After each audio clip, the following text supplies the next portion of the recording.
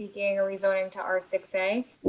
There are R6As mapped immediately west of the site, and also a C42A, which is an R6A equivalent.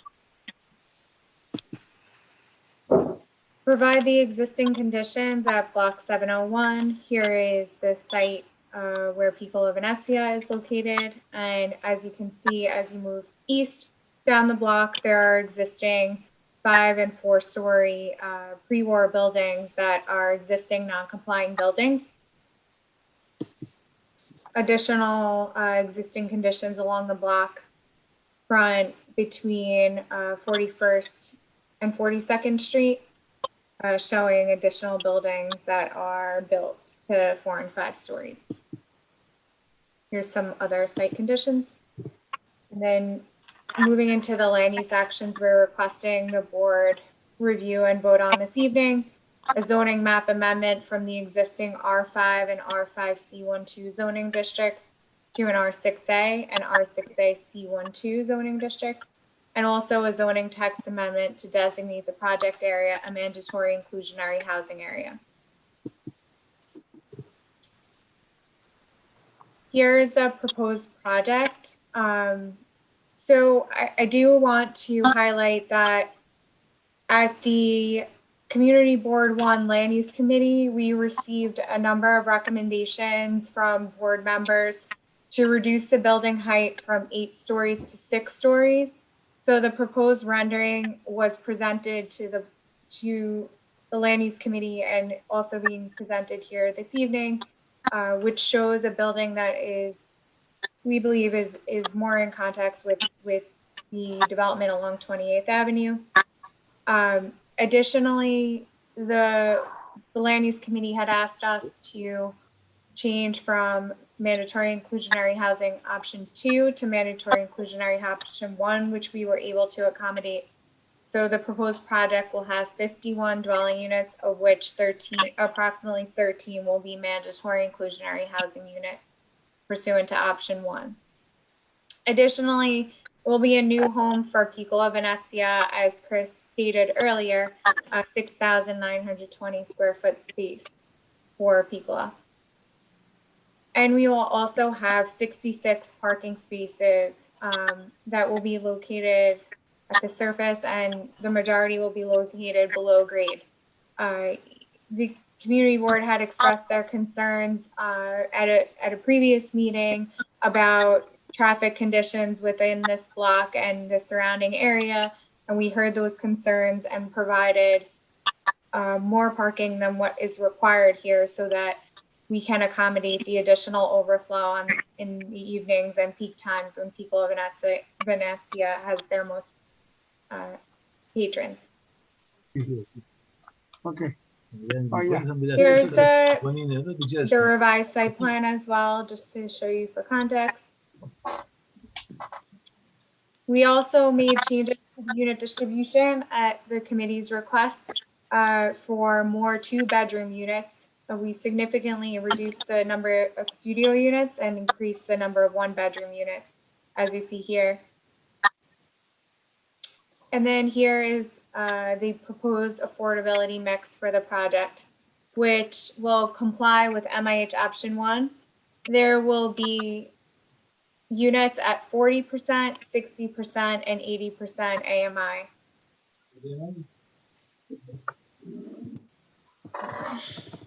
Just going back.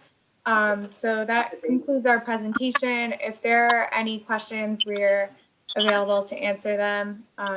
And thank you for the opportunity to present this project. We're really excited about the redevelopment of Piccola Venezia.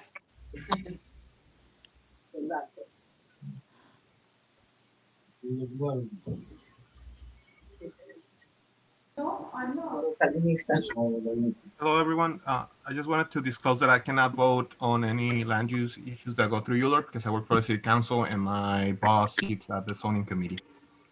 Thank you.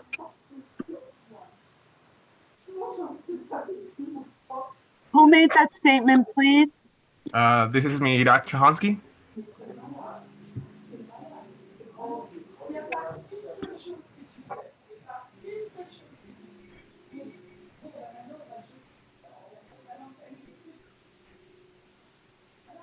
Could I just ask you to repost those inclusionary housing stats of the apartment?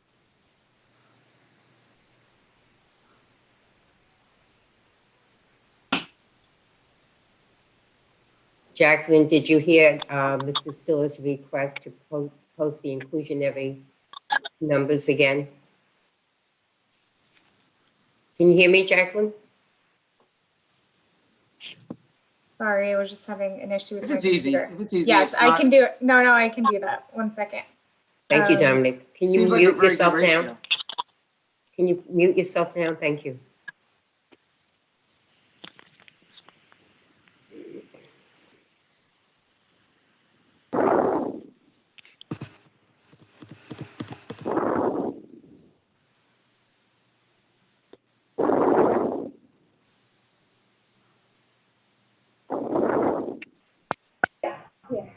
So just to walk you through this chart, it's the MIH program requires a proportional mix between the market rate units and the affordable units.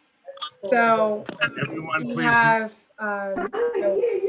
we have 5 studios within the project, so there is 1 studio that will be MIH, and then 45% of the unit mix is 1 bedrooms and 45% is two bedrooms. So we have an equivalent numbers of 1 and 2 bedrooms at 40%, 60%, and 80% AMI. And that's because MIH option 1 requires a weighted average at 60 with 10% at 40% AMI. And it's 10% of the residential floor area.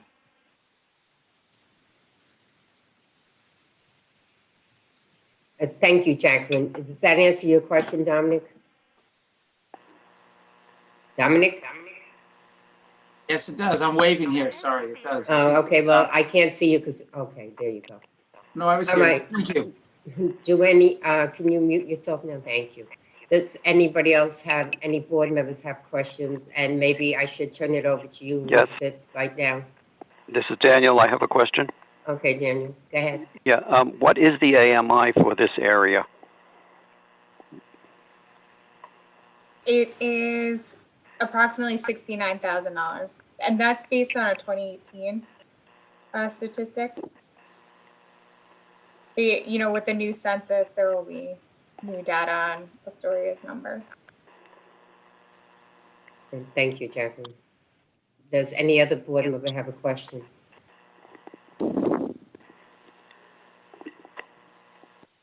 Okay, is there any money? Maria, I have a question. Who is Pauline? Pauline, yes, ahead. I have a question. On the parking spots that you have, are any of them going to be for your customers or is it only for the tenants? So we have 19 required residential parking spaces for the 51 dwelling units. And then the rest, the 47 parking spaces are considered permitted parking spaces that will be available for the restaurant during peak times, and they'll also be available for residents if necessary, but they are not specifically for residential use. And that's going to be operated and maintained by a third-party consultant. And there will also be valet for the restaurant on the weekends and in the evenings. Yes, because that was always a problem with Piccolo, the parking. It was always double parked cars all over. It was a busy area and a busy restaurant. So that was always an issue. Now with the new tenants, with apartments there, now it's going to be even more difficult. Yeah, so just to give you an idea, and I'll let Chris chime in as well. Right now there's 22 parking spaces, so we're tripling the number of parking spaces provided for the restaurant and new development. I have a question. Can you hear me? Yes. Yeah. How many of the parking spaces will be handicap size spaces? And the other part of the question is, for people who live in the building, will they be able to go to their vehicles directly from the building, or they have to go out in the street and go around and like that? Okay, I'm gonna just pass this question off to our architect, Nellie Hennessy. Hello, everyone. There's the 5% is the requirement for the handicap accessibility. So we have 2 parking spaces for handicap, and one of them is for ambulances. So it's a much bigger spot. And then to answer the other question is, you're right. The entrance to the residential is right around, like within 10 feet of that concrete walk that's there from the parking lot. And if I were a person in a wheelchair, how would I navigate from that door to that parking lot? Everything to the parking is spot?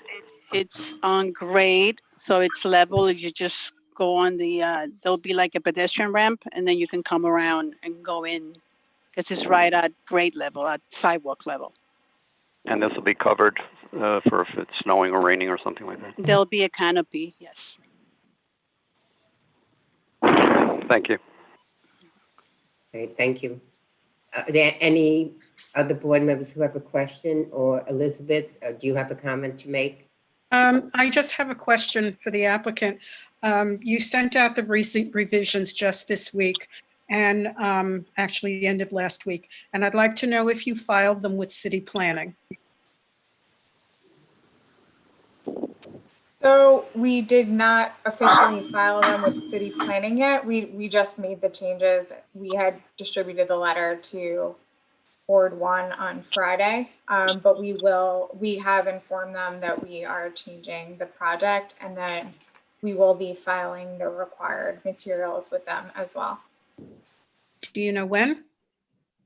We can do it as early as this week. I can coordinate with, I know Hala's on this call as well. Thank you. I have a question. George, Alexiou? Yes. Go ahead. How many seats the restaurant is going to have?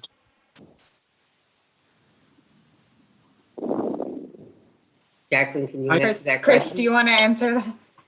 Or Chris? Yes, it's going to have approximately 125 seats. It seems to me that all the parking lots is going to be to use the restaurant, right or wrong? No, of the 66 spots, 19 are for the building. And just as a point of reference, we have 200 seats right now, and we have 22 spots available to us. So we're going down to 125 seats and basically tripling the parking capacity. Thank you. Thank you. Marie, I have a question. Yes, Rosemary. Good to hear your voice, by the way. Very good to be joining. Is the restaurant currently open with the 25% allowed for seating? We will be reopening on Thursday. Very good. I will make a reservation. You can see our work in the background. So. Okay. Fantastic restaurant. Fantastic. Thank you. We miss everyone. Does any other board member have a question? Okay, is there any member of the public who wishes to speak for or against this application?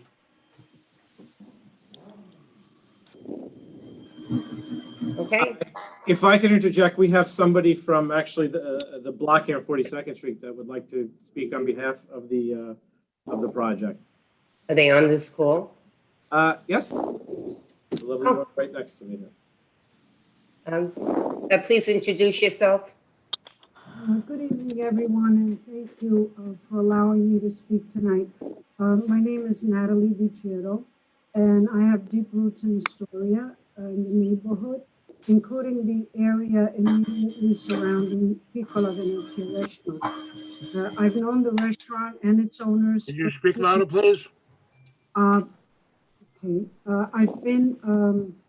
I have known the restaurant and its owners for many years, as I've been on the block since I was a child. They are very good people who are truly a part of the Astoria neighborhood, and the neighborhood would not be the same without them. Anyone who lives in Astoria knows of their name and who they are, and how much they care for the community. They care for their patrons, their employees, and around the restaurant and the neighborhood. Some of us in the community want change and others don't. In my mind, this proposal takes care of both sides. The restaurant will remain in the neighborhood and it's which is very important to me. With it will come a thoughtful design building with affordable apartments included. Additional parking will be good for those who live in the neighborhood and for those who are just coming by to enjoy the restaurant. I hope that the community board will support this great project of the small family-owned business of the district by approving this plan. I thank you very much. Thank you, Something Natalie. wrong. It's coming in all garbled. Well, somebody that does not have their phone muted, somebody is not muted. Florence, can you figure out who that is, please? Somebody has their phone and the computer on. Okay. Someone has their phone. Okay, George, Alexia and Elizabeth, can you mute yourselves? I don't think it's you, but. Okay. Okay, much better now. Thank you, Natalie. Is there any other member of the public who wishes to make a comment? Okay, hearing none, thank you. We're going to close this hearing. And we will take a vote during the business section of the Land Use Committee report. Thank you. Thank you all. Okay, moving on. Your time. Thank you. Thank you. Elected officials, do we have anyone who wants to make a statement? Joe from Queensborough Hall, if I may, Chairwoman. Yes, of course, Joe. Hi, folks. Hi, Florence. Good to see everyone. Two very quick event notes, if I may. Veterans Day, the Borough Hall is having a virtual event, and it will be on November 10th. And I will send out a flyer to Florence and Marie as soon as I have all the details. But it will be virtual. Borough President Lee sends her regards and thanks all for their service. And lastly, voting. October 24th, early voting starts. We suggest strongly that if you early vote before you head out, you check. More than likely, your early voting poll place is not the same as your regular voting poll place. So if you did not get anything in the mail, check online to see where you're allowed to early vote. And anybody in a red zone, which I do not believe is your area, but if there is a red zone where you live on the 22nd, if not tomorrow, they'll be reevaluating what area is a red zone. So if your polling place is in a red zone, you could be moved, but I think we're going to be lifted. Don't hold me to that. We'll know either tomorrow or the 22nd from the governor and the mayor. But please make sure that you look up your polling place for early voting. Thank you. Thank you, Joe. All be well. Hello, this is Deborah Carrington from Hey, Council Deborah. Go ahead. Remus. Is it okay if I speak? Sure, go ahead. Okay. Good evening, everyone. Hello, just hello, excuse me, sorry. Hello? Hello? Yes. Who was the first person who spoke? I didn't hear who it was. Joe from Queens. Joe from Borough Hall. Okay, and he said early voting in red zones, and what else did he say? Check your polling place before, your early polling place before you head out, because it is probably not the same polling site that you go to on election day. If you go early voting, check. Okay, thank you. Okay, so those were the only topics you talked about, right? Yes, ma'am. Because I couldn't hear. Okay, me. Thank you. Thank you. Sorry. Okay. Hello? Okay, yes, Deborah. It's Deborah again. Just a couple of things. The Queensbridge Community Garden has opened. Sugar Ray Marston has done a great job over there. There's also a community fridge if anybody's interested. It's at 1003 40th Avenue, 40 Avenue, Queensbridge. Also, I want to give a shout out to Evie for the Ravenswood Community Visioning that she worked on along with the rest of the Housing Committee. In addition, the council members celebrated the reopening of local community compost sites and food scrap drop-off at the big reuse Queensbridge compost site.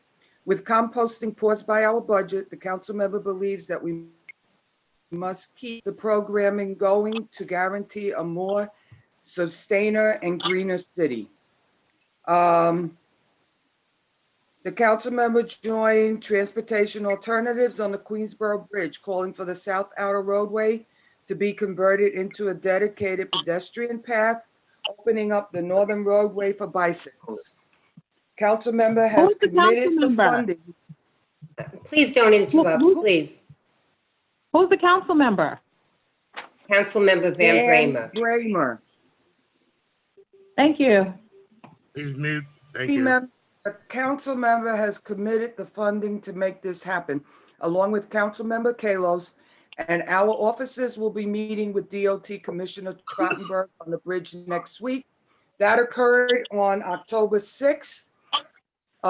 They went for a walk across the bridge on both sides, and the Commissioner Trottenberg sent over a couple of plans to the mayor's office, and we are waiting for him to pick one of the plans so that they can act on it. Libraries. Hey, who is speaking? Who is speaking? Deborah Tharrington from Councilmember Van Bramer's office. Debbie, hi, okay. Hi. Okay, I think that's it. Thank you.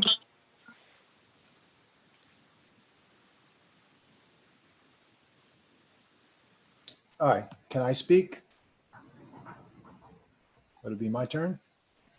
For Congresswoman Maloney? Yes, Sony. Please Oh, go okay. ahead. Anyway, thanks for having me here to just give a quick update. And I'll start out by another shout out for Evie, who's been really helpful bringing food to Queensbridge on Fridays and to Ravenswood tomorrow, along with other people who've been working with like the Farms to Families program. Jonathan Forgash, who's been bringing it, who's part of Queens Together, bringing it to the Queensbridge houses on Fridays. So there's been tremendous work on meeting the needs of the community. Fantastic. And anyway, Carolyn has been, she's just back from Washington, but there she has been working on holding the pharmaceutical companies, taking them to task over the prices of prescription drugs, something, of course, that our administration said they would be doing and haven't done. So she's been focusing on that. She's also been working, trying to get through, and, you know, I guess negotiations are still going on over an updated and probably smaller HEROES Act, but hopefully one that will actually include some money for New York State and New York City. We're all, I guess we shouldn't hold our breaths now, but let's keep our fingers crossed about that because it's desperately needed. Also, another thing that's now, I guess, finally totally over is the census that was cut short of where it was gone.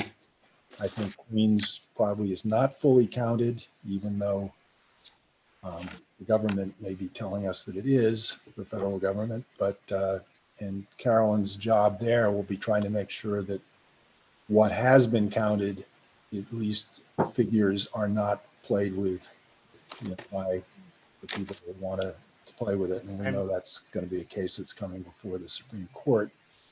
So there's a lot of stuff going on there.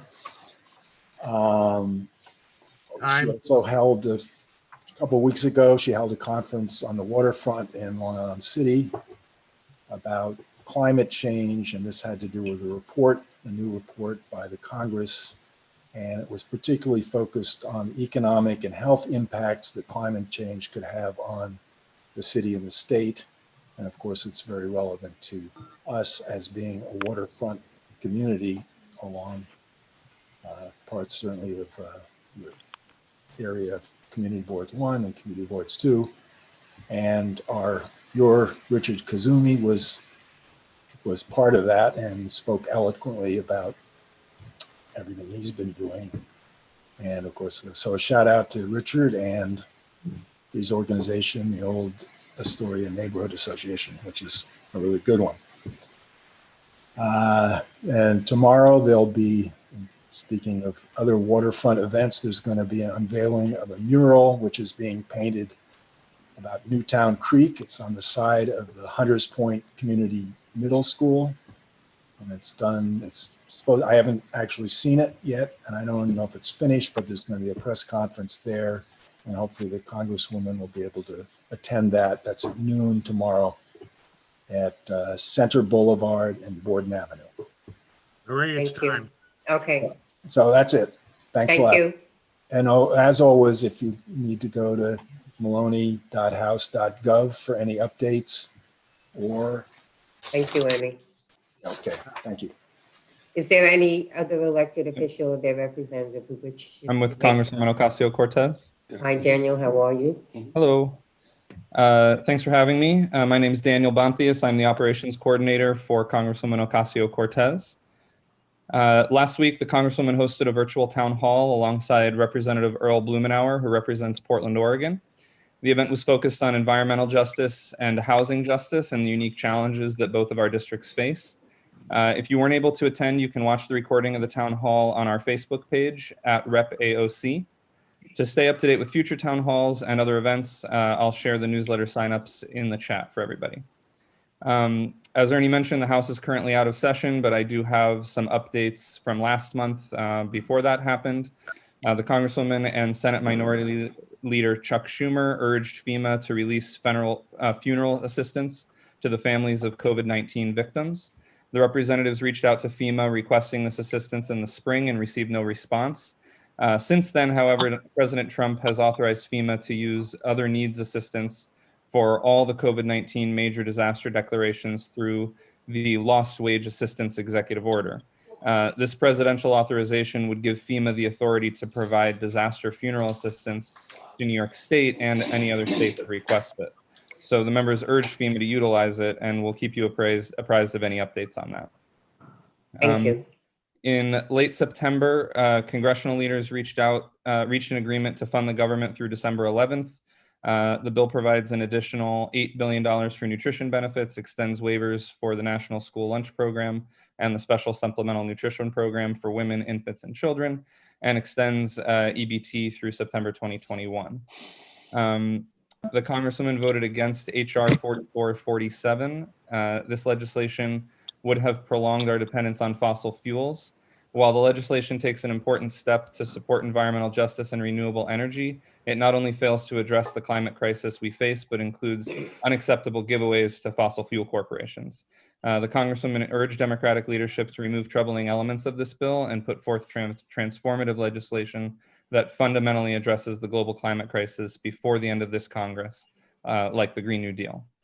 And as Ernie mentioned, there's still negotiation for some version of the HEROES Act. There was a lot of reports on that movement today. We don't have anything final right now. We keep getting mixed word about whether we will be going back to DC before the election or not. So frankly, you all know as much about that as I do if you watch the news. So, as Ernie mentioned, the census is wrapped up. The Congresswoman is dismayed with the actions of the Trump administration to actively undermine the count. These actions were clear attempts to harm those in our country and our district that are routinely left behind by this administration. But our community stood up for each other and under extraordinarily difficult circumstances to ensure that the count was as thorough as possible. So I want to give a big thank you from the Congresswoman and our whole office to everyone here who participated in census outreach. The reports from New York City Census how New York City did in comparison to other large cities around the country compared to 2010 overall is really good considering the challenges we were up against. So thank you all for that. Our office continues to assist constituents with casework, and while our staff are following social distancing guidelines and working from home, we continue to accept cases at our website, ocasio-cortez.house.gov, or over the phone at 718-662-5970. Thank you. Thank you, Daniel. Thank you. Hey, Marie, this is Jessica from the mayor's office. May I go? Yes, Jessica, go ahead. So the city provided an update to the City Planning Commission yesterday regarding the borough-based jails. The city asked the CPC to amend the public place ULURP to change the date from December 31st, 2026 to August 31st, 2027.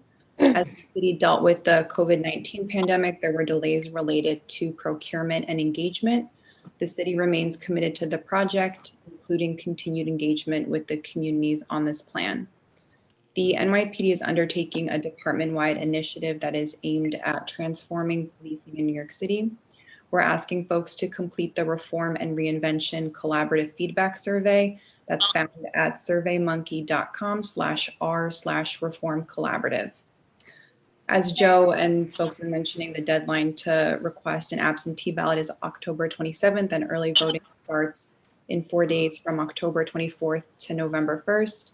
The city's partnering with CURB to offer $5 off for the first 5,000 people going out to vote for early voting who participate.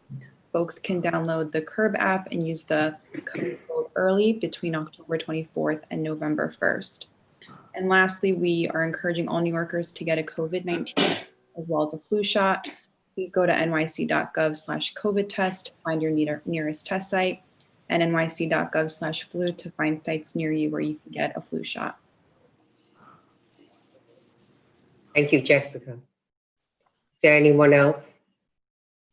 Hi, this is Harris with Comptroller Stringer's office. Could I go? Yes, you may. Thank you.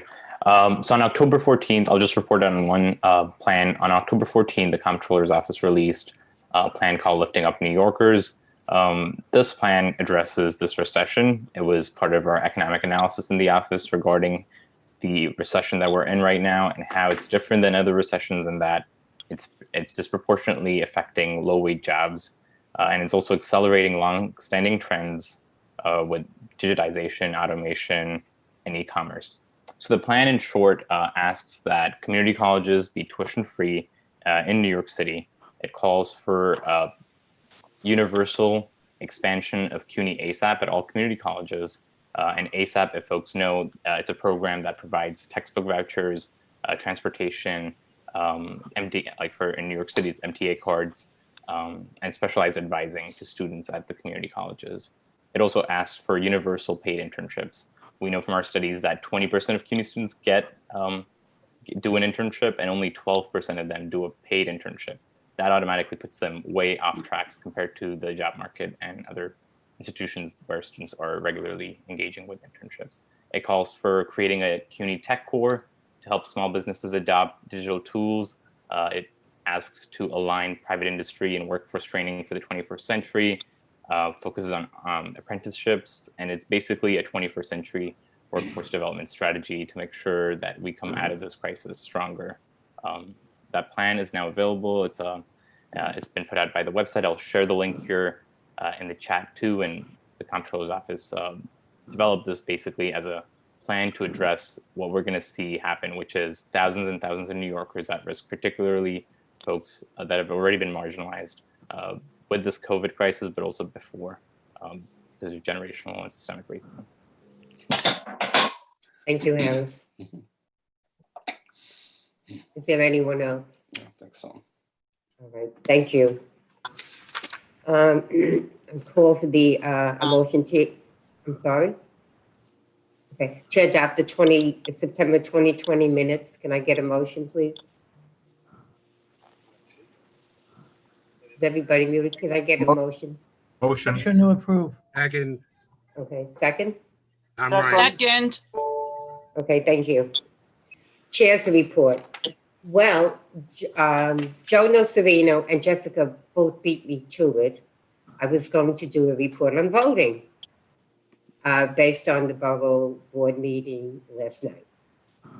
So I won't bore you with the details that they gave you. What I did find out that I thought was great is if you have friends and neighbors who have absentee ballots, you may collect it for them. Just make sure they sign the envelope and date it, and they can drop it off at secure ballot boxes that will be at every poll site.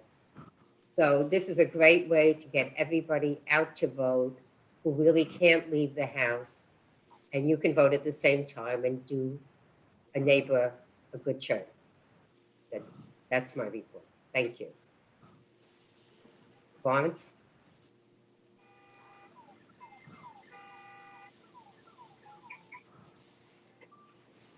Lawrence, do you have a report?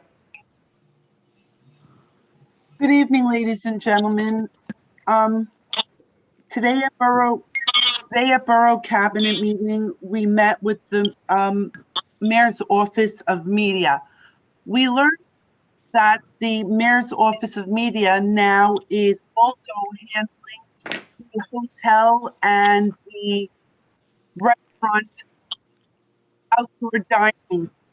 They have assured us that they are going to reach out to us and they are going to provide us contacts to assist us when we have questions regarding the outdoor dining. They have also picked up the responsibility for 25 and 95.1 radio. During this time, we have been working diligently with the film industry in order to maintain lower occupancy rates.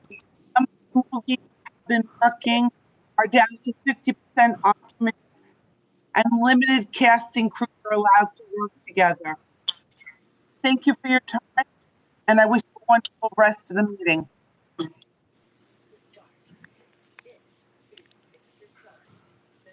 Thank you, Florence. Committee reports. Airport, their report. Yeah, Rosemary? good evening, everyone. Yeah, good evening, everyone. Just to caution anyone who will be flying off into the beyond, please remember to keep your mask on during the flights. It is very, very important that we all protect each other. Thank you, Madam Chair. Thank you, Rosemary. Community and Economic Development, Rod. Is Rod Townsend here today? Okay, he's absent. Okay.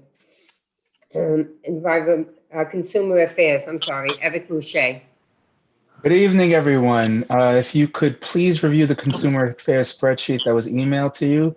We're going to vote on applications for the month of October. The entities with which we've agreed to stipulations are marked. The 114th precinct provided a report stating that there were no significant issues with any of the businesses on the list. In light of the 114th precinct's report, I'm going to move to vote to approve the applications and stipulations on the list. Would anyone second the motion? I second. Second. Thank you. Is anyone opposed to the approval? If there's no opposition, the motion is going to pass unanimously. All right. Thank you, everyone. Stay safe and healthy. Thank you, Eric. Environmental protection. Yeah, the only thing I wanted to say is that on October 9th, we had a walkthrough of the dilapidated section on the promenade opposite of Astoria houses where the playground is. And it was nice to see that there was a collective effort.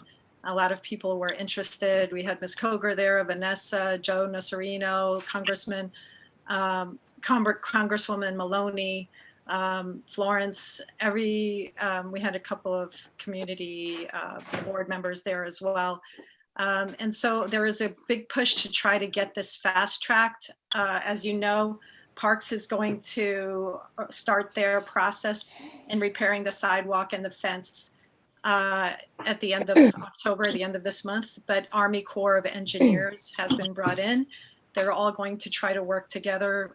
Congresswoman Maloney had asked for a meeting to be put together in about a week or so.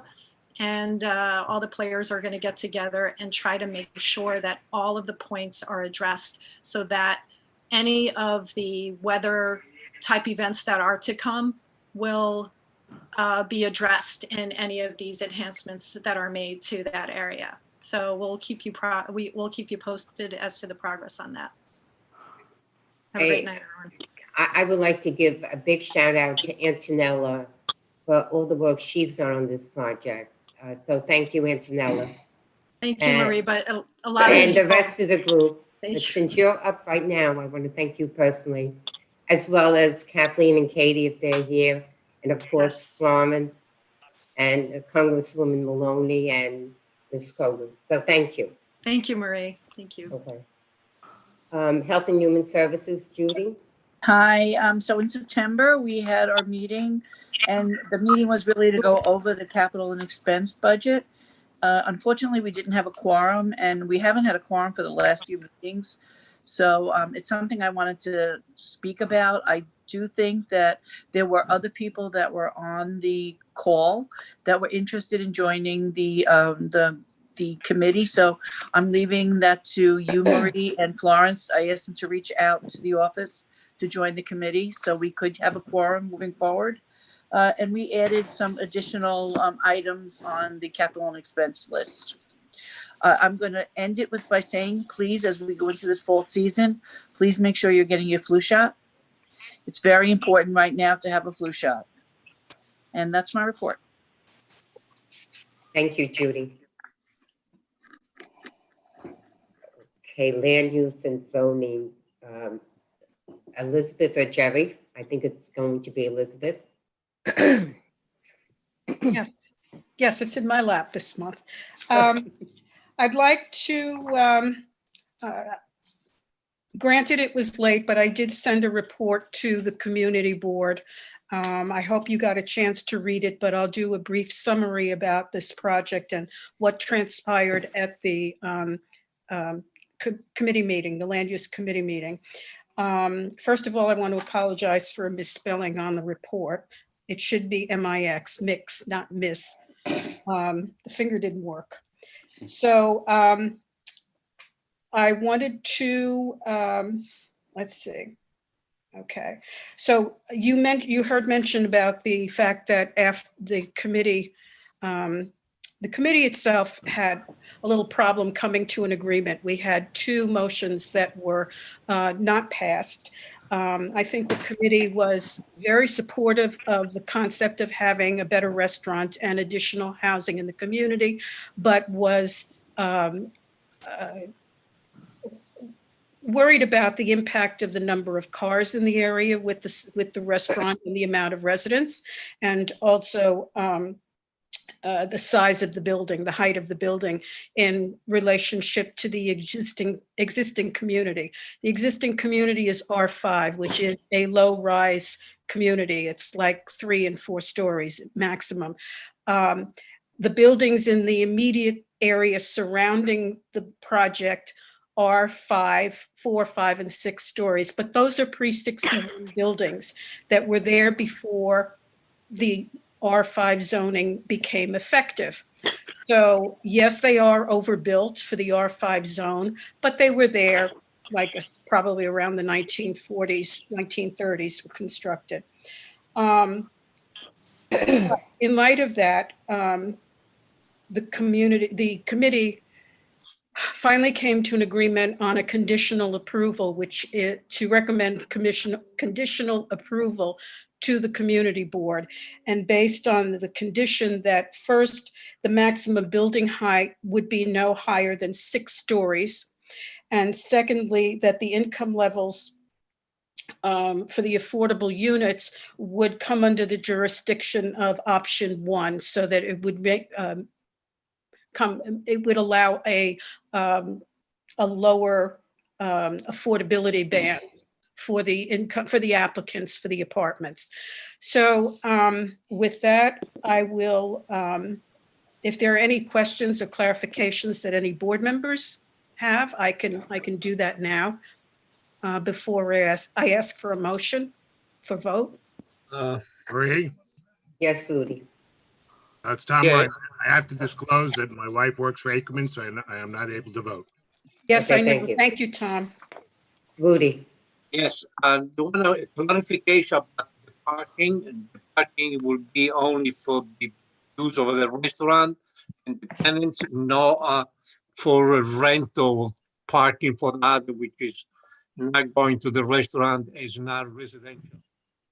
Someone that wanted to make sure that's what it would be. Well, we don't have a motion on the floor yet, Rudy. So if you want to amend it or add it, you can do it at that time. But Okay. the committee did vote. One of the motions that failed was a recommendation that the parking in excess of what's required by zoning be used only for the restaurant. That motion failed to pass in committee. So are there any other questions? Okay, so I will ask for a motion based on the, Liz, this is Amy Howe. I'll motion to approve the conditional approval. This is Roseanne. I second the motion. thank you. The motion is on the floor for discussion. Anybody have a comment now? Well, there being no comment, can we have, this is a roll call vote. It is a ULURP item. Florence, I don't have a list of board. Amy Howe will be doing the roll call. Yes, Oh, okay. I'll be doing it. Shall I start now? Let me restate the motion, okay? The motion on the floor for vote right now is that recommendation to approve conditionally. The conditions include maximum building height no higher than 6 stories, and that the income level for the affordable units come under the MIH option 1. Amy? Are we ready? Yeah. Yes. Thank you. Roseanne Alvarez, Yes. George Alexiou, Yes. Danielle Alberti, Yes. Lauren Amora, Who's absent? Andy Yes. Angela, Ed Baber's not here, Louise Bordley, Yes. Anne Bruno. Anne was here earlier. Anne? Okay, move on. Jerry Caliendo cannot vote. Abstain for cause. Iraq Shahansky also abstain. Jean Marie DeLeva. Jean Marie.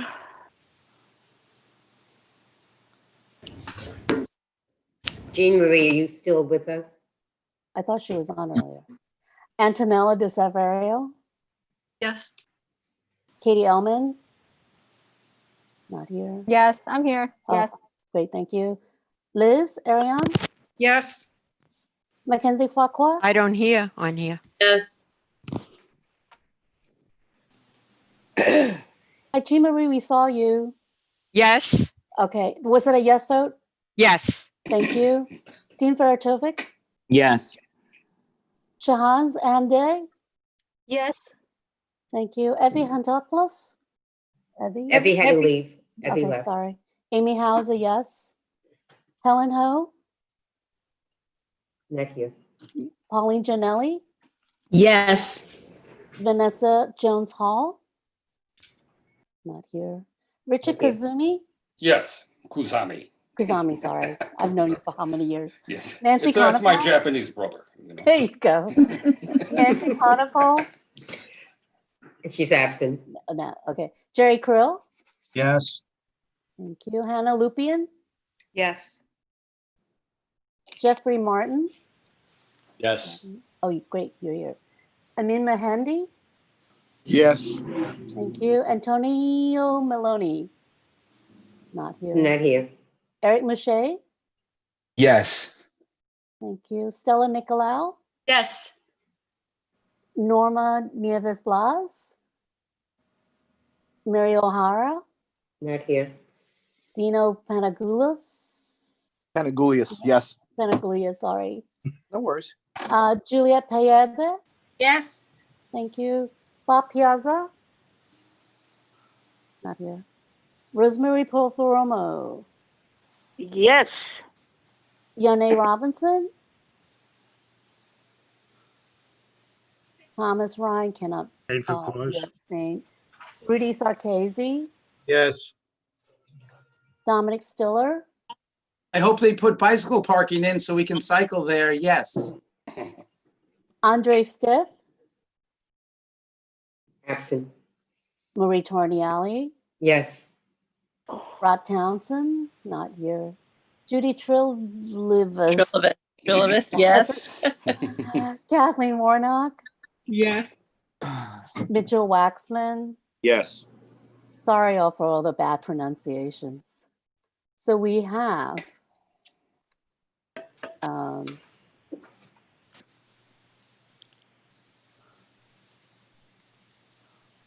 three abstentions and a number of absences and 30 yes votes. Is that enough for a quorum? Yes. Yes, it is. Oh, good. Okay. The motion passes. Thank you so much. All right, thank you, Amy, for doing that. No problem, thank you. Parks and Recreation, Katie or My Kathleen? turn. It's my turn this month to give. It's your turn, okay. Go for it. So I'll be brief. There's a few announcements, one of which is that it's a free admission week at the Noguchi Museum from tomorrow through Sunday in celebration of the release of their mobile guide. So you can download that and get more information about that on their website. You still have to place a reservation in advance, and tickets are, as most institutions around the city now, are first come, first serve. So you have to book your ticket in advance. You can find out more at noguchi.org. This week on the 22nd and 23rd at 8 p.m., the Story Performing Arts Center is presenting American Arcana on their new television channel, which is at 5ohm.tv/APAC. Tickets are $25 and benefit the Performing Arts Center and also vote.org. Currently on view at Socrates is Monuments. And if you haven't gone, it's great. Check it out. Recent news is that their executive director is stepping down and there's no news yet on who will be replacing him. So we just want to thank John Hatfield for his work over the past almost decade. This Saturday, October 24th, at the sitting area on Hoyt Avenue and 21st Street, Astoria Urban Agricultural Alliance. If you are not talking, can you please mute yourself? I see here some heavy breathing happening. The Astoria Urban Agriculture Alliance, Astoria Fridges. My name is Katie Ellman. I'm the co-chair of the Parks Committee. And if you don't have a question, can you please mute yourself so we can keep it moving? I just wanted to announce this event because this group is looking to convert the sitting area on 21st Street and Hoyt Avenue North into a public garden, and they're working with the Parks Department and Green Thumb to do that. So if you are in the neighborhood and around this Saturday, the 24th, between 10:30 and 2 p.m., please go there. Astoria Fridges and Astoria Food Pantry are collecting items for donation, and the Connected Chef will be there also. There'll be a composting workshop and also information on growing edible plants. Lastly, at our committee meeting a couple of weeks ago, we had the Parks Department present the much anticipated plans for the renovation of Rainey Park, which was made possible through funding from former Borough President Katz, the City Council, and from Councilmember Van Bramer. Overwhelmingly, the committee approved and appreciates and supports the plans. Some items for everyone to know: the plan does not include renovations to the field house, which is in pretty bad shape, or the waterfront esplanade. The baseball diamond will be removed, and the basketball court will be moved to the south end of the park. And finally, there'll be designated barbecue and picnic areas for the community to use, since Rainey Park is heavily used by people having family events and parties and barbecues. The playground, which is in terrible shape, as we all know, will be replaced by a toddler playground and a big kid playground. The committee supports these changes, and I'm not sure if the plans were shared with the entire board, but I'm not exactly sure on the next steps for how that works. Marie and Florence, if you can shed some light on that. All right, I'm sure they're coming back to the board at some point, right, Katie? Everyone, please mute. I'm hearing a lot of static. Okay, I think it's better now. Okay, thank you, Katie. We'll follow up on that. Thank you. Public safety, Anna or Tony? I don't think Tony is here.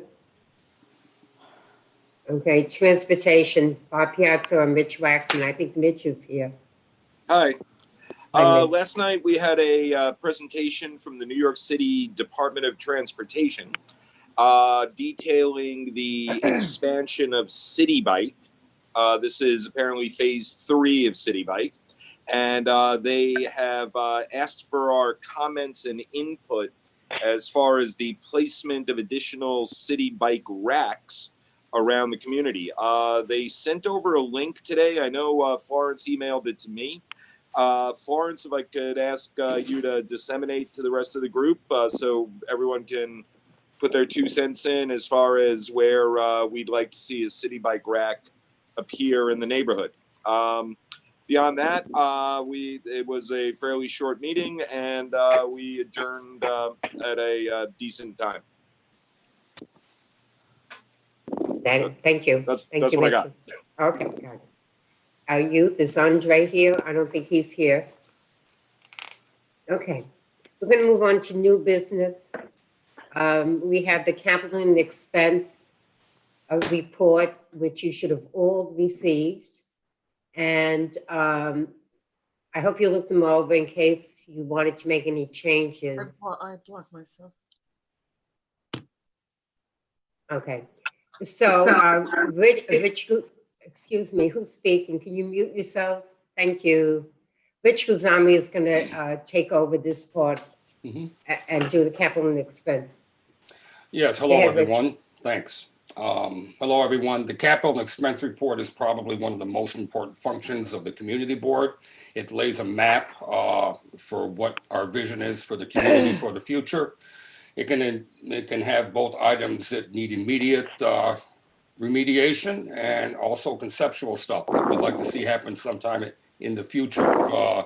Historically, there's been some items that have spent 20 years on this list, and actually, after the 20 years, like Long Island City High School, they actually eventually were approved. So, if something here that you particularly think is important is on here, but you don't think it's maybe highly prioritized at this point, understand that it will find its way up normally to become a more important item at some point.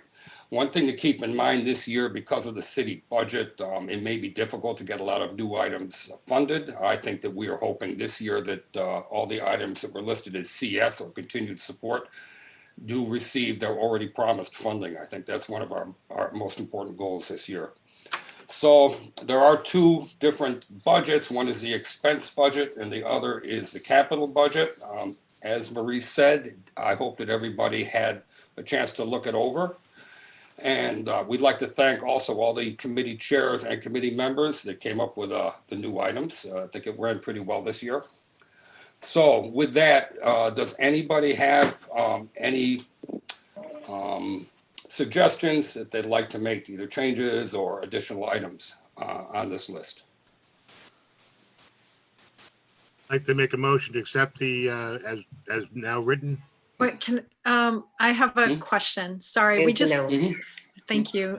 We just had added an item to monitor radiation from the cell towers, the 5G cell towers. And I know Florence got a really important letter from someone in our community where they posted a tower right in front of his house, and his 2 tenants are moving out because of, or have moved out because of the 5G pole right outside of his house. And he's concerned about his child and himself in the house with this constant radiation into his house. So I'd like to move that up. They're starting to roll out 5G poles. There aren't any studies right now with the current 5G. So if there's any way we can move that up so that we can show that there's some priority, I would really appreciate it on behalf of these people that are being affected right now. Which item is that now? That's on the expense list, correct? Yes. Okay. Let me try to bring that up. And thank you, Florence, for putting that on there. Let me just go back. I'm looking for it now. It was towards the bottom. There it is, number 47, right? Thank you. Yes. Okay. Everyone, please mute. You mute yourself, please. Okay, so would you like to make a motion to that effect? Yes, I would like to make a motion to move that item as far up as we can move it to. I second this, Rosemary.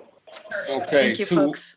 As far, do you have any specific idea though, as far as we would like it to? Can you, if you can come up with, well, I guess we can leave it up to Florence. Okay, but. Yeah, I mean, as long as, I mean, if we can get some support on it by local council people, that would be great. Whoever can jump on the bandwagon to provide funding would greatly be appreciated. Well, I'm sorry, Antonella, we should put it in the top 10. May I say something? Thank you. Yes, Florence. Okay. So there's a motion on the floor to move item 47. Richard? Yes? Yeah, Florence. What, Florence? Can I make a motion to number 6? That program is not active in our district. If you move number 6 to number 47. Okay, that's fine. Thank you, guys. Thank you, ladies. Okay. Okay, so there's a motion now to exchange item 6 for item 47, have them cross paths. So this is just a show of hands, correct, Marie? Yes, it is. Is there any Okay, yeah. other, Yeah. No? Yeah, well, I could ask on this particular item, is there anybody against this? No. If there's nobody against it, then it would be considered unanimous and moved. I want to personally invite you to Good. Okay. Okay. That's fine. Okay. So let's go back to the original motion that was made to accept this as written, except for the motion that was just passed. Again, is there anybody against this? Broad network of local doctors and hospitals. Seeing nobody's against it, it would be carried. And we thank everybody for all the work this year that they did. Thank you, everyone. Again, I'm going to ask everybody to mute themselves. Okay, we're up to the public session. We had 2 people, correct me if I'm wrong, Florence, which I'm going to tell Tom. I think Margaret Rogers wants to speak. Tom, do you hear me? Yes. I'm asking Tom if he hears me. Oh, okay. I hear you, and I don't see it, but please proceed. Margaret Rogers. Go ahead. Okay. Yeah? Yes. Okay. Hi, everyone. And thanks to Community Board 1 for giving me an opportunity just to make a couple of announcements from 2, I think, really great organizations, especially in the field of housing. One is from the Justice for All Coalition. And very briefly, just want to say that next year, 2021, Stanley Morse, who is the organizer of Justice for All, is going to be running for Queensbridge president. So there'll be a lot more news about that. This is pretty early in that because it's for next year. But anyway, he's done huge amounts of works in housing with in NYCHA, Queensbridge, Ravenswood, etc. Also from them, they've really been working with people here from Community Board 1 on the gas outage at Astoria Houses. I mean, this is really a horrible situation. People there have been living without gas for months and months. We've gotten Gianaris, who has written a letter to Russ, the head of NYCHA, to make some firm deadlines and promises that this will be resolved. If other organizations and elected officials would do that, it would be great. Maybe CB1 would want to consider it, but it's a horrible situation to be months without gas. 1 minute, 1 minute. Okay, thanks. And then from the West Queens Community Land Trust, we co-sponsored with Community Board 1 actually 2 visioning sessions at Ravenswood to discuss what Ravenswood residents would like to see happen with the Department of Sanitation building on 21st Street. 30 seconds. Yeah, we work closely with Evie on that, and also a lot of community board members were there at the last one, which I think was really good because we got a committee of young people to work on it. That's the first time at any of those meetings I've seen that many young people who really made the presentations and put forth their ideas for what they'd like to see there. Thank you. Thank you. Is there any other member of the public who wishes to speak?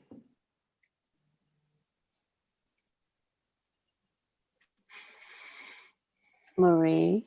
Yes. I don't know if this is something that has been on already, but there's a raised hand signal for somebody on 718-278-6786. So Do you have a public comment? Oh, no, that was from before. You can, Oh, I don't sorry. know how to put the hand back down. Gotcha. Okay, thanks, Daniel. Okay, Florence, I think you told me there was someone else who had emailed. I apologize for asking you now, but. Yes, Florence? Madam Chair, it's Health First, and the woman's name was Tamara. I don't know if she's on. Tamara from Health First. Tamara from Health First, are you here? Mara? Okay, maybe she left. Is there any other member of the public who wish to speak? Okay, there is a number 27. Oh, that was Daniel. Nancy Silverman. I'm sorry, Nancy, 1 minute. Tom, can you monitor the chat and look for the raised hand? Because I'm seeing Nancy Silverman is next. And then we have to see if there's a raised hand, okay? I only see most people are just have the name up, muted. You see what I'm saying? Nancy Silverman has a raised hand. Can you see that? I cannot see that, no. No, okay, Nancy, go ahead. Okay, to go ahead? 2 minutes. Go ahead, because he can't see it, but I do see it. 2 minutes. Yeah, I got the 2 minutes and I have a clock on my computer. Please don't interrupt me every 30 seconds. Hi, everybody. As a former community member, a community board member, but current community member, I'm very interested in what goes on with the community board. And what I am finding as a community member, what I've been hearing for years from other community members, is that notices and information does not get out from this community board to the members of the public. So, for example, while I would like to attend some committee meetings, the only way I can do that, to know as a community member, the only way community members can know is if there's a committee meeting is if they constantly monitor the website, because there is no notification. There is no email list, despite being my asking to be added to an email list when I was no longer a board member. There is no notification of the public. So, for example, there was a transportation committee meeting last night that I did not know about. I would have liked to attend that. There have been other meetings that I would like to attend. I do regularly, and now I regularly check the website of the community board, but you know, it only goes up a week in advance or so, and we are all busy. So if this community board is committed to the input and information and interrupting constantly of community members. If you are interested in having involvement of community members, this community board has a lot to do to be inviting and to community members. 10 seconds. Jesus Christ. I'm sorry, And Rosemary? 5 seconds. I'm sorry? Time. Okay, Nancy, to address your concern, I believe we are definitely working on that. But I really think, correct me when I'm wrong, this is also going out on social media. And it's not going out on social media? There was no notice of, I mean, I could have missed it, but if I'm wrong. Okay. And in addition to that, we are currently actively working on a mailing list. Okay, and I think that community board members should be told how to behave towards members of the community. Because that comment by Rosemary, I don't know if that was directed to me or somebody in her house, but don't know. Okay, it could be someone in the house. Thank you. Thanks so much, Tom. You're welcome. Is there any other member of the public who would like to make a comment or let us know about something of concern? Yeah, Maria, I see somebody named Maria Zoyes also asked to speak. Has her hand up? Yeah. Well, Okay. in a chat box, she. Okay, Maria Zoyas. Maria? Maria? She's not muted. She's still on. Where's Zois? Z-O-I-S. Yeah.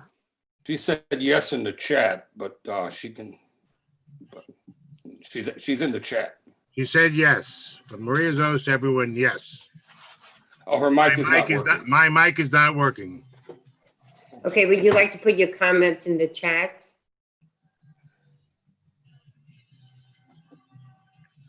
Maria, if you can hear me, can you put your comment in the chat if there is one?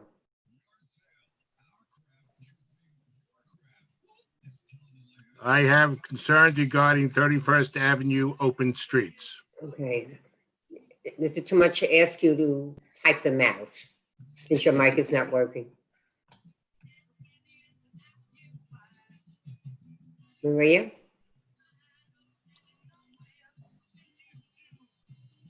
Okay, is that okay? My son is disabled and we are denied access over and over.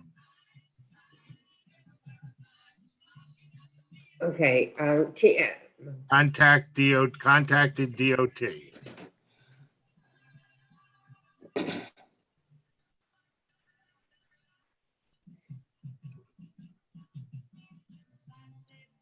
Yoga teacher very aggressive.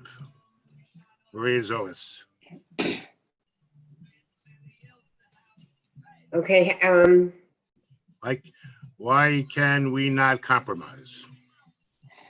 Maria Zois. all right, Maria, I'm gonna have Florence 7 days a week. Florence, can we look into this tomorrow and contact DOT? Maria, have you called the office about this? Maria, I've been working with her. Okay, okay. I've been working with her. Okay, so we'll follow up with DOT regarding what's permitted on an open street tomorrow. Thank you, Maria. Is there anyone? No other messages. I'm sorry? No other messages. Okay. Is there anybody else who would like to speak whose mic is working? No? Okay. Oh, excuse me. Hi, can you hear me? Yes, Max? Yes, hi. I do have a few comments if I may have some, have a moment. 2 minutes. Go ahead, 2 minutes. Okay, great. So thank you everybody to the members of Community Board 1 for the time to comment. So my name is Max Nazario. I'm a resident of Astoria. I'm a subway rider and I'm a cyclist. I'm speaking this evening to implore the members of Community Board 1 to support the Department of Transportation's proposed expansion of our district's city bike network. I understand that some opposition has been conveyed due to DOT's proposal to place the majority of the 32 proposed docks on the roadbed rather than the sidewalk, thereby reclaiming and repurposing street parking for non-drivers. While these concerns about parking are not unfounded, I'm sure that my neighbors in Astoria will agree that in this time of social distancing, it is important for our district to prioritize forms of transportation that do not dirty our air, that allow us to spread out, and that don't threaten the physical safety of the majority of CB1 residents who don't own private automobiles. Our sidewalks are already extremely narrow and overcrowded without additional space being taken up by city bike docks that are also on the sidewalk rather than the roadbed. The lack of parking in CB1 is not the result of too little parking, it's the result of too many cars. Thank you. Thank you. Next, thank you. Any other member of the public? Judy, do I see you have your hand up? No. Judy? Oh, okay. No. There is an additional message from Maria Zois. Please take into consideration the accessibility of the disabled when installing city bikes. Thank you, Maria. We will pass that concern on. Thank you. Is there any other member of the public who wishes to make a comment or issue a concern? Okay. So can I ask Motion to for, adjourn. I'm sorry? Motion to adjourn? Yes, I was asking for a motion to adjourn. You read my mind, Tom. I did. Second? Second. I just want to say thank you all for being here. I really appreciate it. Great turnout. Thank you. Good night, everyone. Good night, everyone. Good night. Thank you. Good night. Good night. Good night. Happy birthday, Marie. Good night. I don't have birthdays anymore. Ah. I'm going back.